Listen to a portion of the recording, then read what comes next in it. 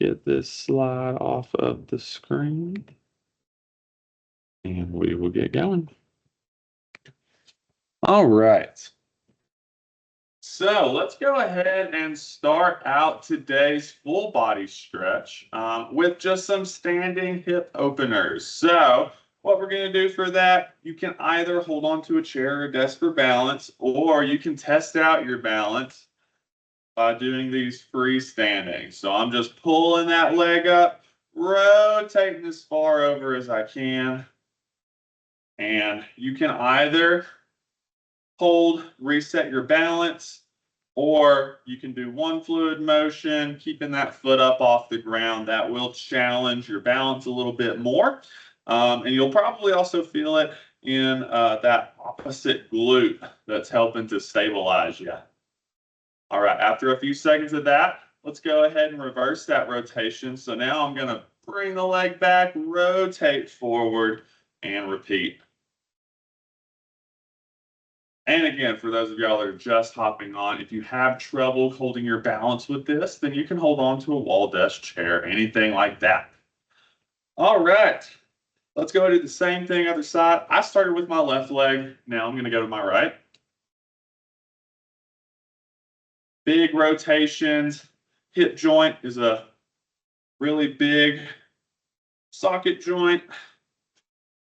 So we want to make sure that we get a big full range of motion on it. All right, let's go ahead, reverse that rotation. Now we're pulling that leg forward. Now, whenever I do this myself, whenever I'm rotating that leg forward, I get some pops that I feel up at the top of my leg and my hips. As long as there's no pain associated with it, then that is fine. If there's any discomfort, though, then go ahead and pull off of that. All right. Next up, we're going to go to upper body. So I'm going to start out with some arm circles. I'm starting by rotating my arms back. And I'm just going to start out nice and small just to start working those shoulders a little bit. Good job. And I noticed that we've had quite a few hopping on in the last few seconds. So for those of y'all that are just joining us, we are doing a full body stretch today. So we're going to hit a little bit of everything, just working on loosening up some of those larger joints.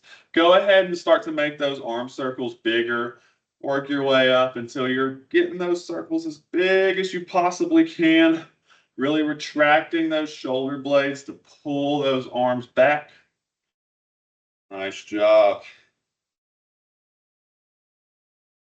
Very nice. Shake out those shoulders real quick. And now we're going to reverse that rotation. And we're going to bring those arms forward. Starting out small. Since we've already worn at the shoulders, I'm not going to spend so long working my way up.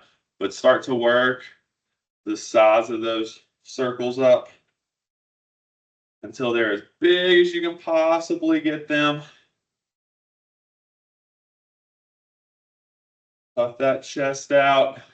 Keep a nice posture while you pull those arms forward.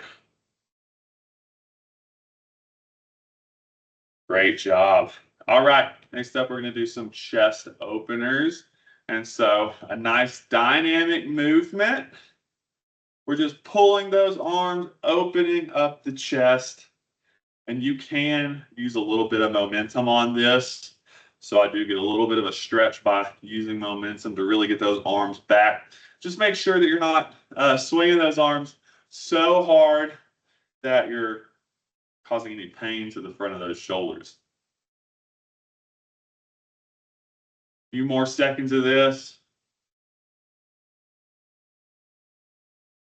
Very nice. All right, next up, we're going to go for some spinal twists. So on these rotations, we're going to stand up straight, squeeze your glutes, tighten your core. We want to work from our thoracic spine, so we want our lower back to be stable. So tighten your core, and then we're going to rotate side to side.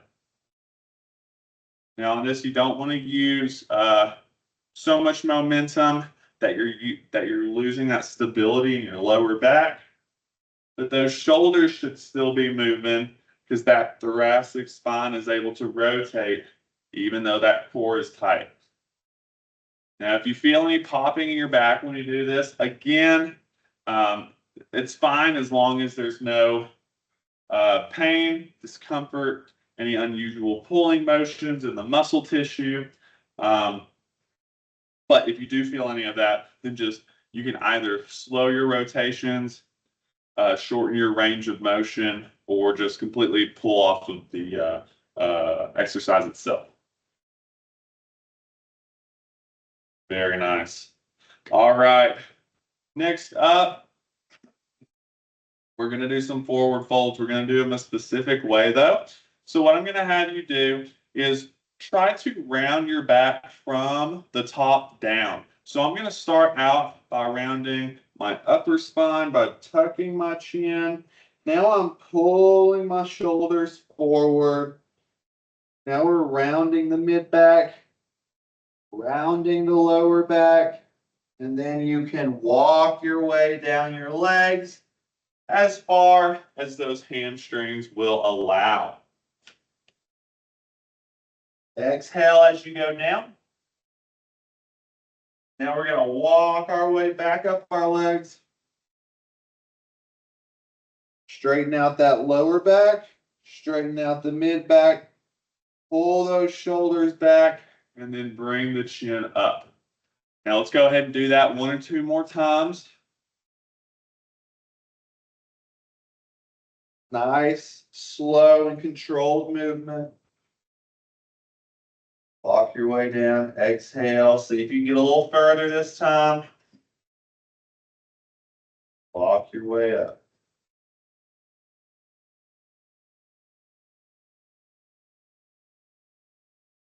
Pull those shoulders back, raise the chin up. I'm going to go into it 1 more time.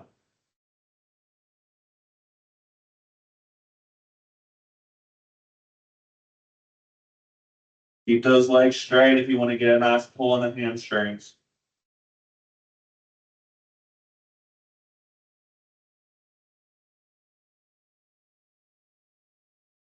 Very nice job, guys. All right. Next up, we're going to do a quad stretch. I'm going to reach down, grab my foot or ankle, whatever is most comfortable for you. And then I'm going to tuck that knee in towards my midline. And then we're just doing a standing quad stretch. If you need to hold on to a wall or a chair to hold your balance, feel free to do so. This is a great opportunity to test out your balance. Sometimes when I do this, just instead of standing still, I try to work on that hip mobility and work on my balance by just adding a little bit. Whoop, see, I fell there. By just adding a little bit of rotation from that right leg, which is still in contact with the ground. Totally optional, by the way, if you want to do this, but it can help to stabilize that hip a little bit if you're conscious about your balance. Nice job. I'm going to switch to my other leg. So I started out stretching my left leg. Now I'm going to stretch that right leg. Tuck that knee in towards your midline.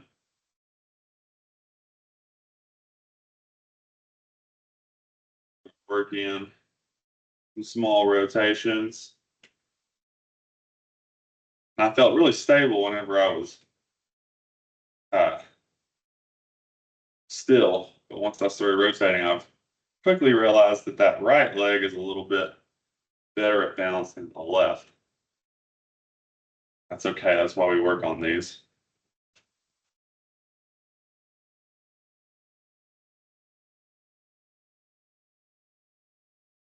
All right. And last but not least, we're going to go all the way down to the bottom of our lower body. We're going to do a few ankle rolls. Very small movement. A lot of times we overlook that ankle mobility is really important, especially if we're not on our feet walking a lot. Sometimes that ankle mobility can really hurt us. So I'm just making big circles, starting out with my left ankle. You can reverse that rotation if you're like me, when you rotate that foot out, it's a lot easier than when you have to reverse that rotation and rotate your foot in or clockwise if you're looking at the left foot. All right, I'm going to do the same thing on the other side.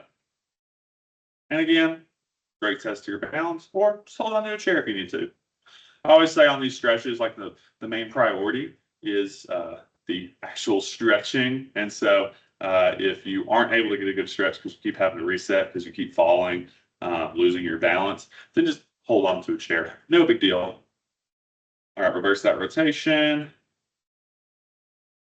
Couple more seconds, and we are all done. Thank you guys so much for joining me for today's desk stretch. I hope you all have a great rest of your day. If you are participating in the Cupid Scramble, today's letter of the day is P. P as in popsicle. So don't forget to write that down if you're participating. We got one more day for the week, and then you'll be able to unscramble the word. Thank you guys so much. I'll see you next time. Thank you. Thanks, Stefan.